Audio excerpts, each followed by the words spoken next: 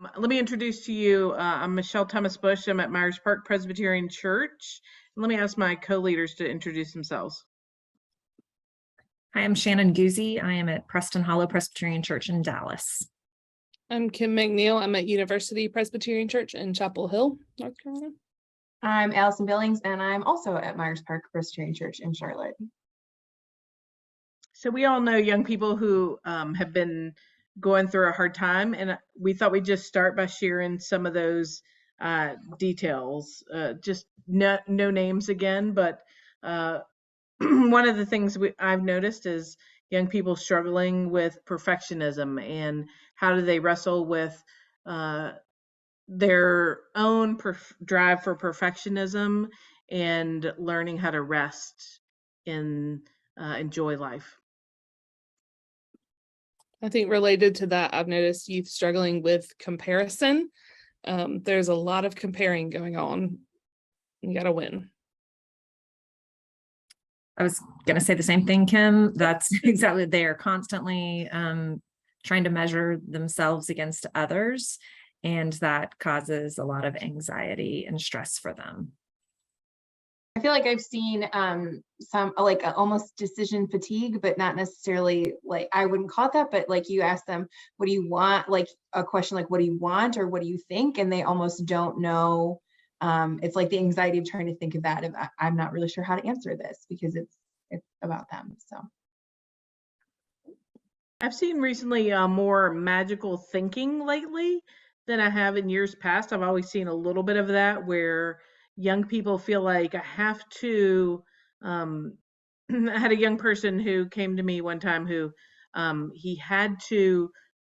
like he had to pray for every person in his family, and if he didn't, then something bad would happen to them. And it's the obsessive compulsive disorder combined with their faith. And if I do A, then B will happen. It's protective thinking, and it's a burden that they carry. So I'm seeing a little bit more of that magical thinking.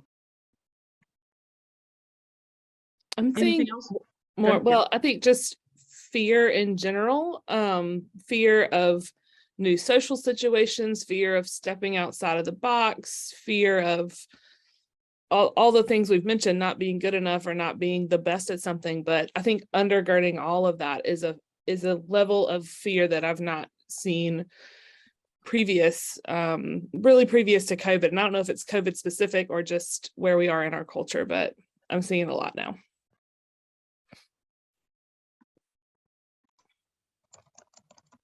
I've noticed two things. I think we had our seniors share kind of things that they had learned after they graduated, right before they went to college with the younger students, and all of them almost across the board talked about sleep, like the lack of sleep that they were getting and got during high school, that they wish they had gone back and slept more and just let that paper go undone. I know parents don't want to hear that part, but like, let just something be unfinished for a little bit. It will be okay. You can turn it in late or ask for an extension, but they all wish they had have received more sleep.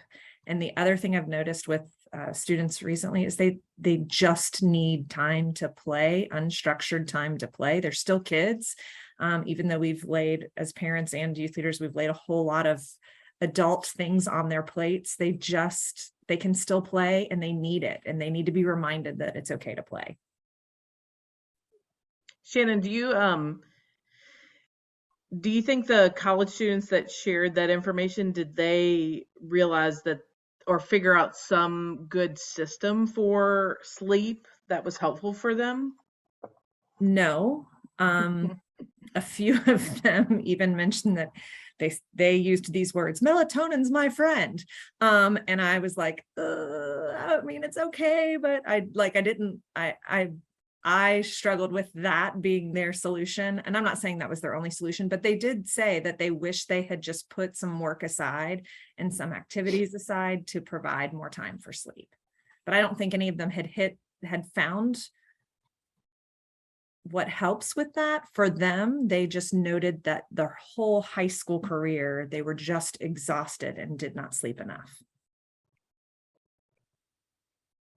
Yeah, I think that's true. Anybody else in our group here want to share what you're seeing among your young people? We know that mental health is a national emergency. It's on the incline or on the decline. And so what are you seeing among the young people in your church or in your families?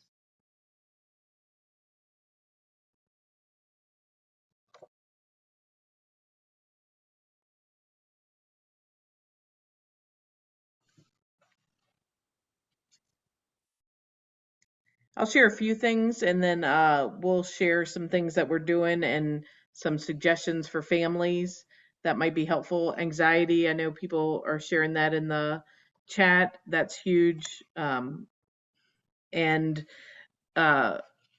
there is less sleep that Shannon shared. There is less exercise, even though our kids are very active in sports.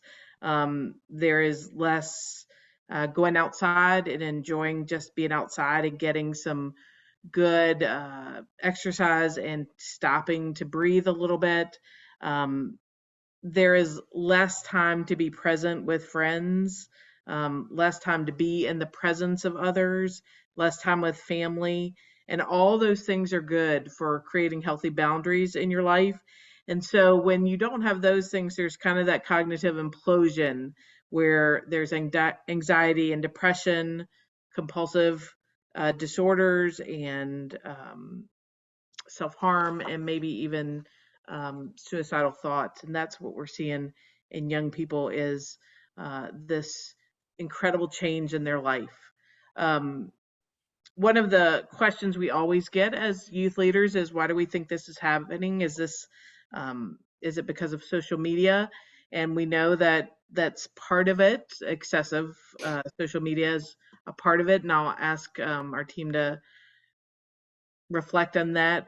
But we went from externalized risks of, teen driving was a huge risk when we were growing up, pregnancy, drugs, those were huge risks, to more internalized risks that our young people are facing. That our young people are smart, and so there are less pregnancies and there are less deaths by accidents. And so the internalized risks have become huge. And how do you deal with those internalized risks? And do we have systems and structures to deal with that? And do they have the skills?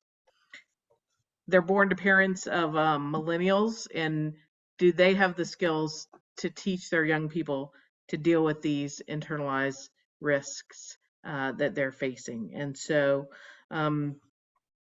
the consequences of the chronic stress that our young people are dealing with is depression. And so then our young people self-medicate, and often that's through substance abuse. And so we're seeing that depression leading to substance abuse, which leads to increased depression, which leads to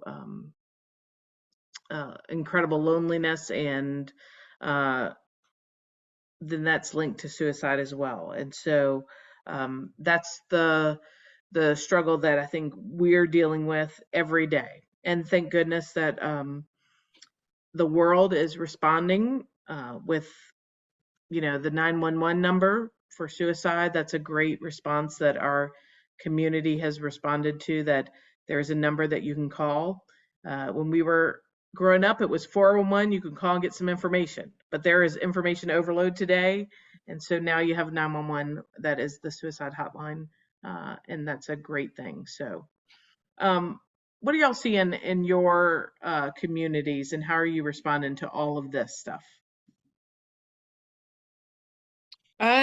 I think I'm seeing sort of baseline is just a lack of awareness on the part of parents, or lack of understanding about that sleep piece and how all the other things are so related. When our adolescents should be having massive hormone development, when the sleep is impacted, the hormones are impacted. And that sort of reaches out to that social media piece. Like, yes, there's the comparison, but there's also just the science behind staring at a blue light I recently learned that 4 minutes of blue light can affect your natural melatonin by 40%, which is huge when you think about how much late night scrolling is happening, or late night paper writing or whatever you're doing on a computer. And so, I think our parents are kind of like, well, we got to do what we got to do. We got to get the paper written. We got to get the whatever social media posts done. This is part of our life.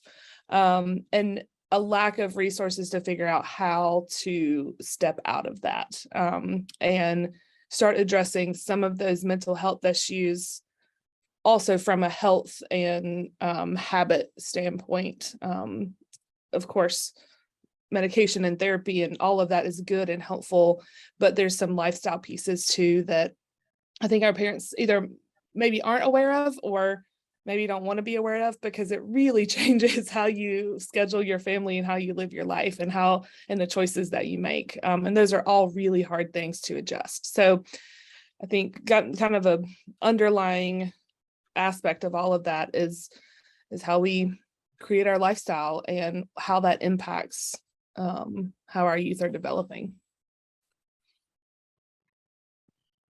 I'll say from a parental perspective. So I'm a parent of a 20-year-old and a 23-year-old. And of course, whether they liked it or not, they grew up in my youth group and said they had to deal with lots of mom. There was a comment from the earlier class that my parents kept me as busy as possible so we wouldn't get into trouble. And I also parented from that perspective quite a bit. And which led to a lot of, my kids called it bombardment, where you just pepper your kids with questions. Like, I think it's that phrase. Right. I think it should be an SNL skit, right? Like it should be an SNL skit, bombardment. But it was, I parented from like constant, like, do you have your uniform? Did you do your homework? What do you need for tomorrow? How can I help you? And it was constant questions. And I wish I had, if I could go back and do it again, and my kids would say this, I wish I had just sat down and listened to them more and let them just talk and not try to fix things. That's the other, I feel like, mistake I made as a parent. Like, I tried to fix things, and it took until my daughter's senior year to just validate her feelings and say, I'm sorry, you must be really sad, or I'm sorry, you must be really angry. And as soon as I did that, she was able to figure out her own stuff on her own. She would just talk herself out of it. And so I tried to do better with the second child, but I also peppered with questions that probably led to some anxiety for both my kids, right? Because you're constantly like, do you have this? Do you have this? Do you have this? Do you have this? So as a parent perspective, I wish I had just stepped back a little bit and tried to listen more, and just open up questions where we could be in dialogue instead of it being always task oriented. Mm-hmm, mm-hmm. So I don't know if that's helpful for anybody, parents, youth leaders, whoever, but. And that makes me think of something. I was in a parenting meeting a couple weeks ago, and a parent said something that really stuck with me that was interesting. They said that while their child who's in high school was doing work, she would sit near him, and just like, that's how natural conversation would happen then, because if they needed a break or they were getting frustrated, that she had learned, like, just by accident, that was a place where conversation about stress and anxiety and that came out just by being close. So exactly what you're saying, but it's like, I don't know, that's really interesting. I don't know that anybody had ever shared that with me before. Yeah. And I think, as parents, we also I'm reflecting a lot on my kids being teenagers and that younger tween age.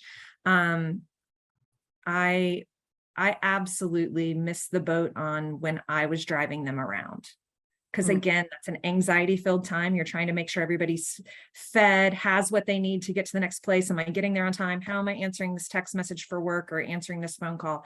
And instead of just both of us having conversation, because they are locked in the car with you before they can drive, right? They're not going anywhere. So as a parent, I wish I had spent more time allowing my kids to talk to me during that and not letting them be on their phone while I was driving, because I mean, again, it would have been a great time to check in, and we just didn't do enough of it because we were constantly rushing. And while I think Well, that serves my kids really well in a lot of ways, I feel like I wish I could go back and redo some of those car rides to dance or football or whatever it was.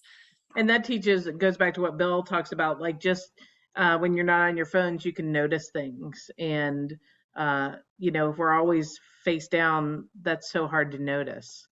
I wanted to share with you something we use a lot is our feeling chart. This is by Dr. Mark Brackett. He has a book, Permission to Feel, and it gives you a chance to expand your emotional vocabulary. So, Shannon, you were talking about not just validating feelings, but giving young people a chance to name their feelings.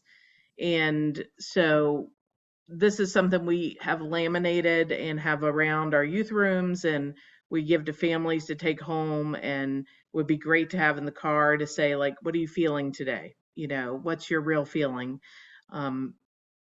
This one is, there are different feeling wheels, but we find that this one's really easy because you can say, are you feeling kind of low in energy today, or low in, pleasantness, which one are you feeling? And you could tell us a color.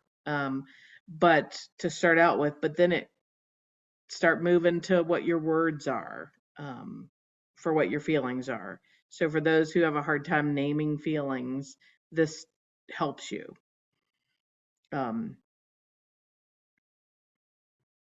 I would say too, I had somebody recently who realized that they filter everything through anger, and everything is red all the time. And so this chart has been helpful for them to say, okay, I'm really not angry. I just filter everything through anger, and I need to start thinking otherwise. And so their first response is always anger. And it's just natural to them, but they're really not angry. It just comes off that way. And they always feel like they're being attacked. And so to begin to see, like, oh, really, I'm just bored, or I'm disappointed, or, I'm kind of, whatever it is that you're feeling, you can identify something different. Allison, I wanted to invite you to tell us about mental health with middle schoolers. Yeah, so we started doing mental health workshops designed for middle schoolers that are a couple hours at a time. We use the feeling chart a lot. That's a way we open it up, but providing space for conversation, but also we want to give middle schoolers tools that they can use that are like easy to remember so that they can implement them, but also part of it is also to have fun, right? We want to give them some space to build relationships with other youth, because we also recognize that part of that also is the community of people you need to lean on, and that, like, so they know they're not alone. So we've done all kinds of things. They've been really fun, and I would say we've even taught one about friendship and relationships, which I would even put in a mental health capacity as well, because of learning how to talk, but also learning how to listen. And so some of the stuff I was going to say, like some of the stuff we've taught about, or we've taught them specific tools, breathing exercises, and the importance of self-care. So we also made like bath salts before, which have been really fun, and it was great to watch them like put together why that would be important, or why self-care would be an important piece of that. And then also we had youth who were there who would say, like, oh, can I make one for my sibling? Can I bring this home? Like, I think my sibling would love this too. So we've taught them, let's see, like 4-7 or 4-8-7 breathing, or 4 square breathing. So if you're not familiar with either of those, 4 square breathing is really simple. You can find anything that is a square, or it can be a rectangle, it really doesn't matter, but square is easier. And as you start at one corner, you would breathe. Oh, I should turn my, so you can follow my pen. You would start at one corner at the top and inhale for 4 counts, And then as you trace down to the next corner, you hold, and then you exhale on the bottom for 4 counts as well. And then you hold again as you, for 4 counts as you complete the square. It's very simple and very easy, and you can do it anywhere, which is because everywhere you can find a square, anything's a square. So we took our youth into the sanctuary and had them sit and find a place and find a square, and then practice for a few times. And then we talked about how to use this tool when it's important, and how, especially when we're getting wrapped up or anxious about things, that breathing can help reset our brain and allow us to take a beat, so that we can then assess, what really needs to be done, or where that anxiety is coming from, or what we can do. Because as our anxiety ratchets up, we don't always have the best responses. So lots of different options, but also something easy for middle schoolers to remember. And you don't need any supplies. So just like one simple tool we've used. I'm trying to think. We also have talked about using like decatastrophizing, or like after you have had a chance to sort of take a breath, if you're freaking out about something, like assessing what you're really worried about and the likeliness that it will play out. Because sometimes, and as Allison, I'm gonna walk us through that in just are a you minute. gonna do that? Well, then sorry, Yeah. I didn't mean to steal your No, thunder, that's a perfect segue for that. So Michelle. I thought I would talk us through that. We did that just last week. We have a mental health check-in with our high school every month, and so we did something that was really helpful for them in thinking about, as Allison said, the decatastrophizing, which means that sometimes you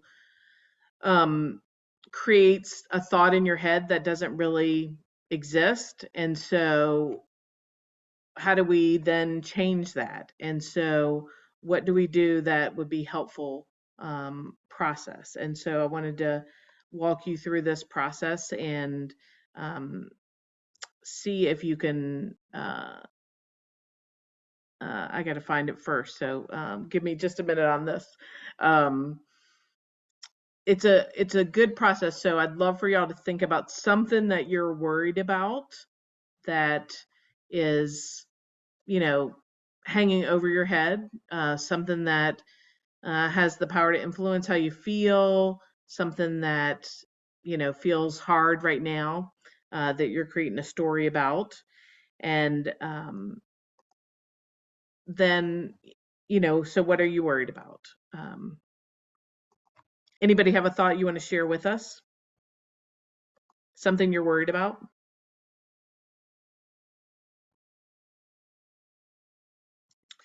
We used with the young people, we had them share how many colleges they were applying to. And then we asked them to imagine that they did not get into any of those.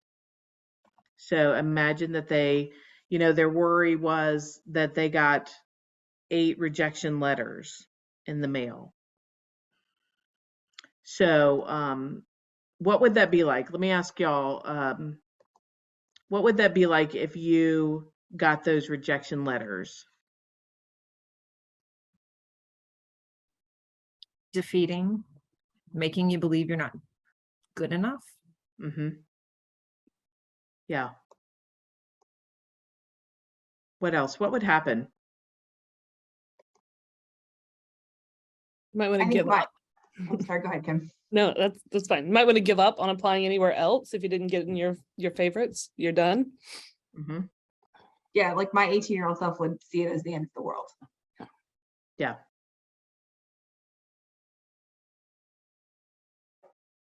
And also, I think there'd be some shame. I think I would have a lot of shame around all of that, as as we're talking about comparison with other people and colleagues, or not colleagues, but classmates. Yeah. And so then how likely is that worry to come true?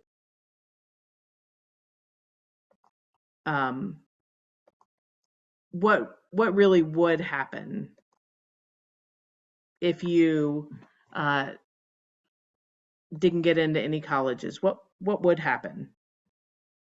First of all, let me say, what's the percentage that that would come true?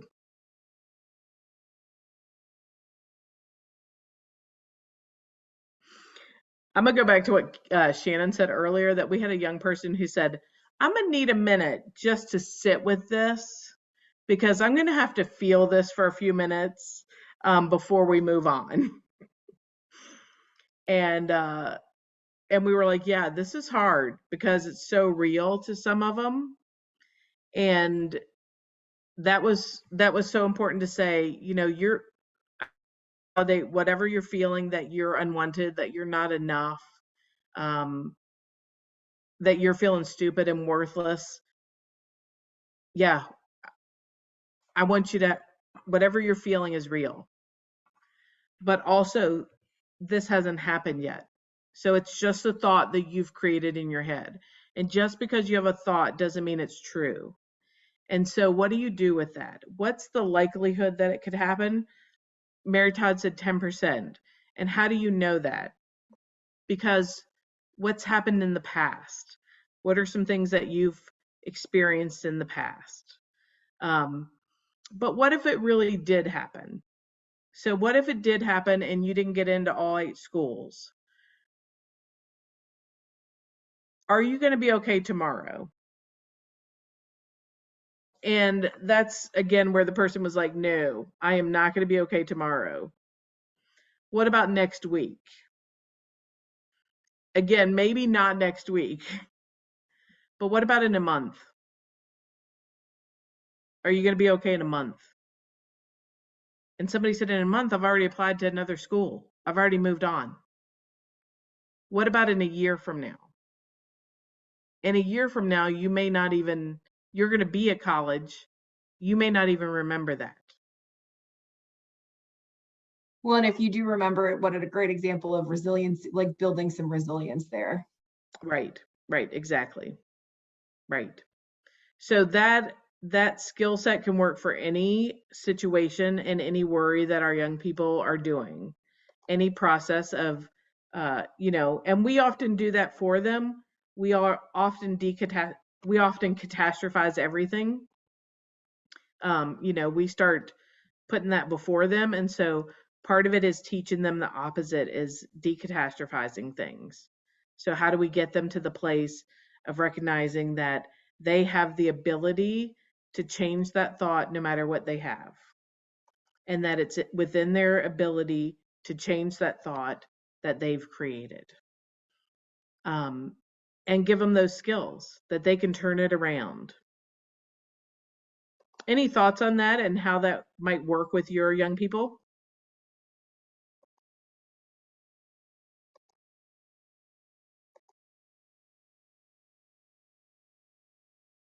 It sounds to me like such a handy tool to have in your back pocket, whether it's for the whole group or just for conversations. Because when you're a teenager, so many things are the end of the world. And so it's nice to have kind of that line of thinking in your back pocket, ready to guide a conversation with a young person one-on-one. And even to equip our young people to have that conversation with their friends. Because sometimes our young people can be with their friends and they start to spiral out of control. And to be able to say, hey, what's the likelihood that's going to happen? What's the percentage of that? And then if it does happen, what are you going to be okay? We often share with our young people that there are going to be hard things that happen, and we don't shy away from that. And so there are going to be bad things that happen to you, and that's okay. And you're still going to get through those. And so even if the worst thing were to happen that you can imagine, you're going to have the tools and the resources to get through that. And we're going to help you do that. And so even if you think, I'm not sure I could get through that, we're going to help you do that, and we know you can. And practicing it is important to do. one of the things we've seen in the last year is our young people have been shooting low. I don't know if y'all have seen that, but they're so afraid of loss that they are shooting low in friendships and life, so that they don't have to feel too much if they lose something. Have y'all seen that in your worlds? Or what that means?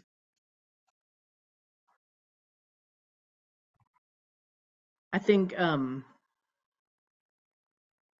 thank you, Mary Gauze. Uh, I think it's easier to shoot low and think that if I don't invest a lot of my time, energy, feelings, then if there is a catastrophe, I won't be devastated by it.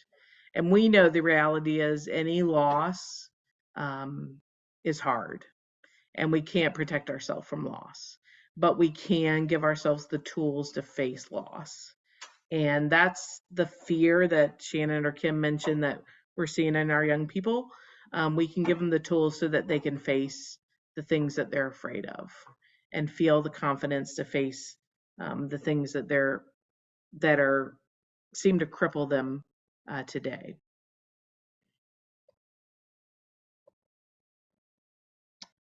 I want to share with you one more tool that would be helpful, and it's reframing your negative to positive feelings. And let me get some help with this. Is if we had a negative feeling, what would be a negative feeling our young people have? I'm not sure what that. There are all kinds of negative feelings that they have. So, About disappointment? Like about themselves or just a feeling? Any kind of feeling they have just about, they're just moaning about this. But something we could help them reframe. Being excluded from a friend situation. Yeah. So maybe it's like, I don't have any friends. I'm always excluded from things. How do we help them reframe that? If the thoughts lead to feelings, which lead to behaviors. So if a thought leads to feelings, then I'm being excluded leads to feelings, and that feeling is, it's easy with social media to feel like you're being excluded from something. And then if you feel excluded, those feelings are what? Feelings of lack of self-worth, like I don't belong, feelings I'm not good enough. It's kind of the same things we put about the college. And then sometimes those feelings lead to behavior. I heard recently about a young person who saw that somebody else was having a party and they were excluded from it. So they had a party at the same time and invited all the same people, and their parents supported it. And I thought that's such an interesting way of responding to that exclusion. So how do we stop it before it gets to that place and there creates all this dynamic in the world? Drama between friends and parents and people, and somebody having a party where they've invested a lot and it goes bad. So if the thought is I'm being excluded, is there evidence against that thought? What would be the evidence against that thought?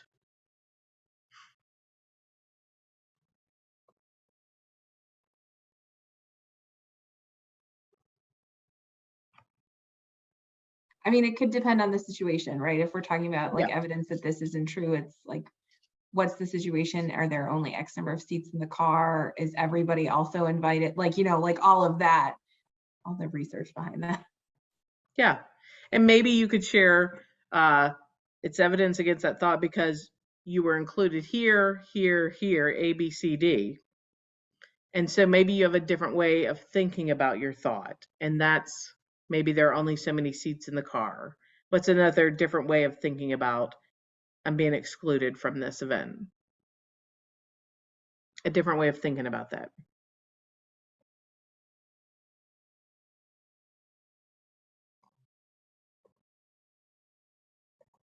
One of the things we teach our friends is, I'm so glad that they're having this experience. I'm so glad my friends are, have other friends. I'm so glad they're having that experience together. That being able to celebrate something that's happening and knowing that you don't have to be involved in everything. And that's a different way of thinking about it, that you don't have to be involved in everything. And so if you help them reframe it just a little bit, then that becomes a way of giving them tools to think differently all the time, that they could reframe that negative thought into a more realistic one. And then you can go back to that feeling chart. How do you feel when you reframe that thought? And does it change the behavior? If I'm glad my friends are having dinner together, then does it change the behavior in that I want to create something at the same time and compete and prove that I'm just as worthy? No. Maybe I could just have dinner with my family and enjoy that tonight. It just changes the behavior in a way that's healthier.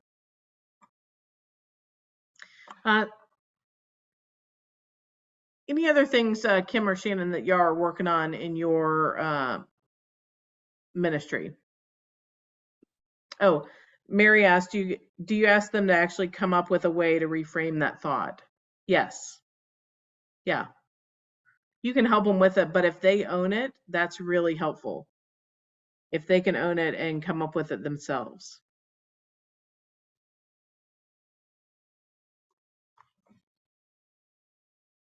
I want to bring this up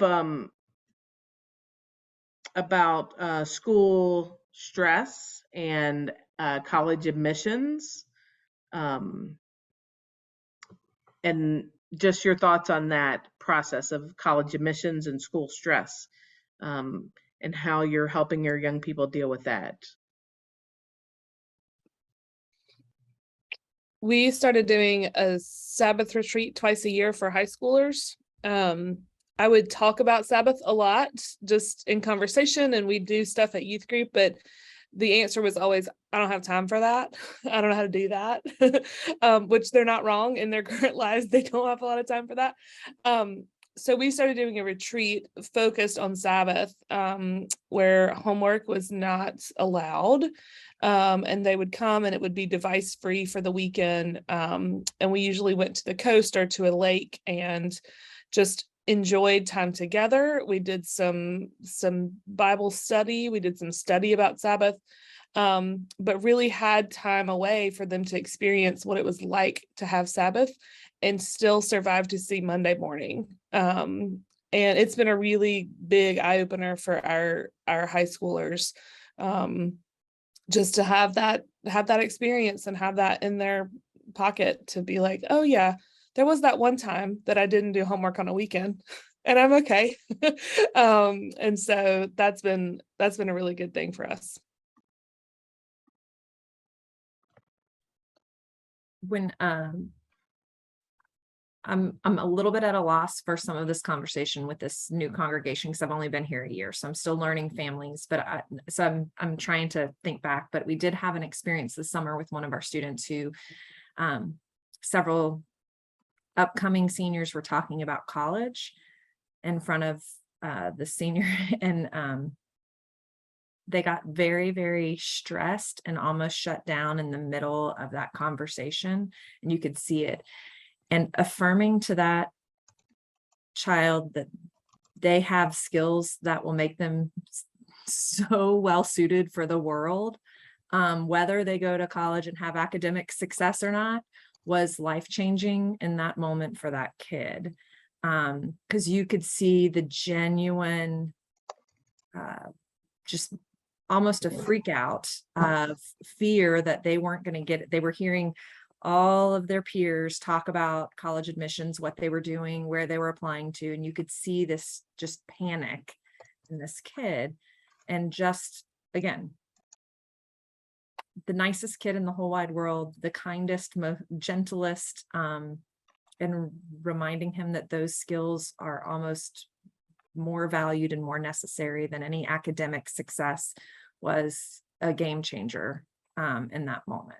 So I think we whether we're parents or youth workers, I was reading, I can't even remember what book it was in that I read recently, but if you put yourself in the place of a teacher, and it's really easy to go negative sometimes and think of all the things that like that child needs to work on, but instead, if you can write down beside each child something they have as a gift and help the parents see it by just naming your kid has this, your kid has this, and telling our young people what gifts they do have can change the whole trajectory of how they feel about themselves and whether or not they feel worthy of anything. And I think I've seen that.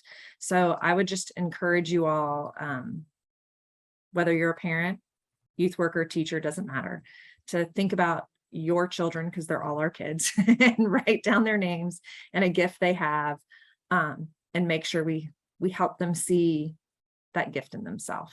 I think we've shifted from being the trophy generation to being the generation of kids who don't feel like they're enough. And I think, Shannon, that's such great advice, because we have kids who are 4.0 students who know they're not going to get into the school they want, and they're 4.0 students who don't feel worthy or don't feel like they have gifts to give the world, that don't feel strengths because the college that they want to get into is not going to accept them, and their school is telling them they have to work harder and longer. And so I think that's such an important thing to do, is remind them of the gifts they do have. I think it's also important to have a conversation about what does success look like. We're here in Chapel Hill in the Triangle area, we have one of the highest concentrations of PhDs in the country. So all of my youth parents have multiple degrees at many prestigious universities. And so their home messaging, even unintentionally, is you got to go get a PhD at Harvard. And so having to like reframe for them a little bit, what does it mean to be successful? And what does that look like in the world, and what values are you going to carry regardless of where you go to school? And even helping them name, what are some successful people in the congregation? What are the qualities they have? Where did they go to school? And often it's like some random little not Harvard kind of school, and helping them see that, the college pathway is a slim line of success in your life, and there's so much more. But when they're in that high school application process, that is the only tunnel that they see, because there's so much emphasis put on it. So helping to stretch that out a little bit about what success looks like, I think is really helpful. Well, and to piggyback on what Kim is saying too, is the adults that are around them, right? Like not just you as a parent, but youth leaders who have different stories, who maybe have made career changes, or, not been studied something totally different, and what are they doing now, and what's successful, is really important to the amount of adults that they have as examples that are varied, can be like proof of that in this instance. Yeah, that's very helpful. I think the other thing we need to teach is some coping mechanisms for those hard times. So those moments when they don't feel successful, or they're feeling so incredibly stressed, I think we start with what are our family coping mechanisms. Recently we were challenged to think about that, and I thought I'm not sure my family has coping mechanisms, or not healthy ones. And so that was really challenging for us and for our families to think, do we have some healthy coping mechanisms as a family? What do we do when things get to be their worst?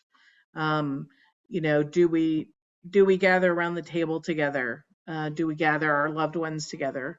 Do we go outside and play?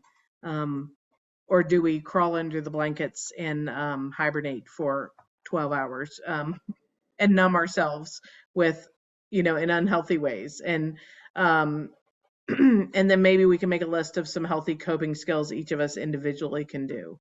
And that's such a great resource that they could hold on to, because we know there are times that they will have hard days and stressful moments and anxiety that gets the best of them. And so what are some things they could do in those moments? I also think part of that is as a family or parents, naming when you can recognize in your house that things are not healthy, and naming that. I think there is a great fear of asking the hard questions because you're afraid of the answer, right, from your kids. Are you depressed? Have you thought of suicide? Do you have a plan? Those are the hardest words in the world. I could tell every parent that's what they need to do, but to say those own words to my own children is the most difficult thing in the world, because I don't want to hear the answer. I think we've got to do a better job of naming when things don't seem. You have a gut, right? You have a gut with your kids, whether they're youth kids, whether you're kids in your classroom, whether they're your own children in your home. You have a gut when things don't feel right. And so to ask the questions to get to the root of what's going on, or just to name it out loud, and then you as a family can say, no, that's not what's going on. That's not how I'm feeling. I'm feeling this instead. But I think we've got to figure out how to ask questions. And then know where to get help if we need to get help is the other piece. I'm gonna end with one final thing, and then we could take any questions anybody has. But Shannon and I were in a workshop years ago, and we've done this at our church, is encouraging everyone to have 3 people that you call if you feel like you are suicidal. And that, I think, is such an important thing to do for every young person in your life. So, and adult, I would say adults just as important as young people, is who are those 3 people you will call if you are at the place where you feel like you cannot continue living when you are suicidal, and write those names down, and then call those people and let them know that you're going to call them if you are in a place where you will commit suicide. And that's such an important thing, is to use the words, to say those words over and over again. And like Shannon said, it is hard to say them, but we don't say it enough. We did a workshop earlier this year, and most of the young people said, I don't think I've ever heard suicide mentioned in my home, the word said in my home. I've heard it said more tonight than I ever have in my whole life. And I think that's so important. But knowing that you have 3 people outside your family that you can call at any moment and they'll respond is so helpful and important for our young people. I'm just going to briefly say this, another tool that we've used is getting a baseline for where your children are emotionally, like saying, how are you feeling today on a scale of 1 to 10? And then, or 1 to 5, even if you want to limit it a little, and then continuing to ask all the time so you can see where the dips are. And then that might open up a conversation of, oh, hey, what happened that made it so great today? And I mean, I use this with youth. When I was in high school, I had a Sunday school teacher that called it temperature check. It was 1 to 5, and you couldn't pick a 3 because it was right in the middle, right? So you had to choose either side, 2.9 or 3.1, to give you a feeling of where you were. But we started using this in our house often and just saying, okay, where are you today? 1 to 5, give it to me. And they would just say it. So we could just kind of track where our kids were and figure out when things were real low and why. But that's just an easier tool if you're scared to say those other words, because it can be really, really scary. I can just name that. Yeah, that's really helpful. But I think that's also important to realize that like you have to pay attention to, because it depends on where they are in that process. You know, that you want to make sure that they're not in a good place because they've already made some decisions. And so just recognizing that it's so important to ask the right questions. But on a day-to-day, I think that is helpful. There's a college somewhere that asks, how's the weather? Instead of saying like, hey, Shannon, how are you today? They say, how's the weather? And that way you have to stop, because if I say, hey, Shannon, how's the weather? How are you doing? It's like, fine, thank you. We move on. We don't stop. But if I said, how's the weather? You have to stop and think. And I actually have to stop and listen to what you're saying. And maybe there's something I can follow up with about that. Any questions from anybody about mental health and how we do that with our young people in our house, our children?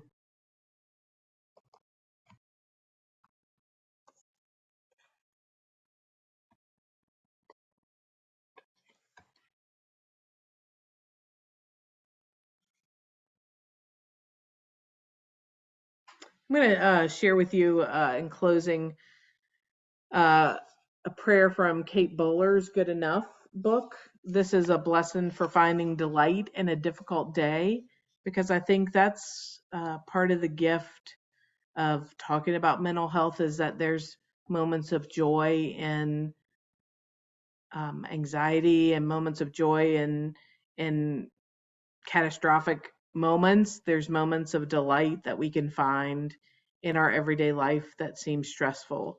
And so let me offer us this blessing. Blessed are you when life has handed you yet another serious mess. Instead of turning straight to worry or despair or fear or dread, you set it down for a minute and say, I'll get to that later. I've got something ridiculous to do, and it's urgent. Blessed are you who do something you've never tried that must be done right now, because failing doesn't matter. You know that it feels so good to try. Blessed are we, the responsible, who take a non-linear path, who, as the poet Wendell Berry says, every day do something that won't compute, who know that right when life gets heavy or hard or too much, we must carve a path to delight, who do something for no reason whatsoever but for joy. Blessed are you who see the art in absurdity, because when you think about it, life is unexpectedly and terribly and wonderfully absurd. So why don't we just embrace it? So blessed are you when you grow too many tomatoes of more than one variety, or solve a mystery while playing interactive glow-in-the-dark miniature golf, or who learn a new dance or create a band out of kitchen instruments, or make a cake that looks like the Leaning Tower of Pisa. You only name it such in retrospect. This is only the beginning. Thanks be to God for the little delight we find in our everyday lives. Amen.